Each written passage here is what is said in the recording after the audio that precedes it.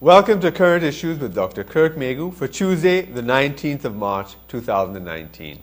I'm glad to have you here. We begin with today's memo. Do we really understand diversification? We, the citizens of Trinidad and Tobago, are hurting so much from high prices, lack of foreign exchange, small salaries, because our economy is fundamentally unsound. The world is not in a recession now, and neither is our largest trading partner, the United States of America. The U.S. is experiencing a boom. But there's something seriously wrong with our economy. What is it? In a word, it is dependence. Dependence on oil and gas. So when oil prices are high, our economy appears to be booming. But when prices are low, we crash. Now this is the main reason why there are calls for diversification. I mean, as a country, we need to make money with more than oil and gas. We need to make money with other things. This is a truism that we all know and we all agree upon.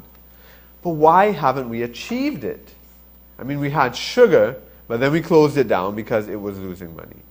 In fact, we've even closed down our refinery because it's been losing money.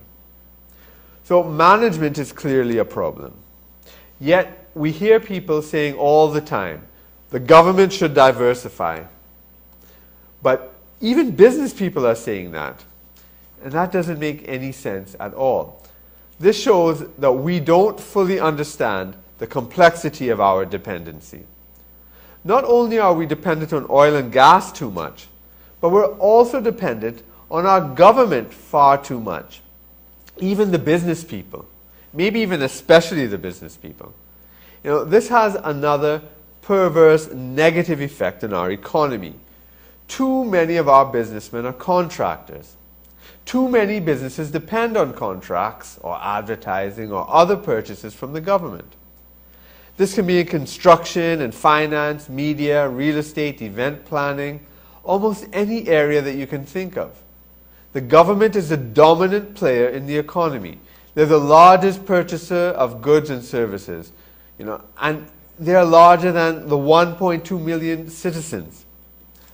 Because of this, the government then has an unhealthy control over businesses in the society. Because the government can withhold contracts, they can withhold payments, or they can change contractors, often at will, with little or no restriction. So businesses are indirectly controlled by the government in that way. So this is why it's absurd for businesses to call on the government to diversify.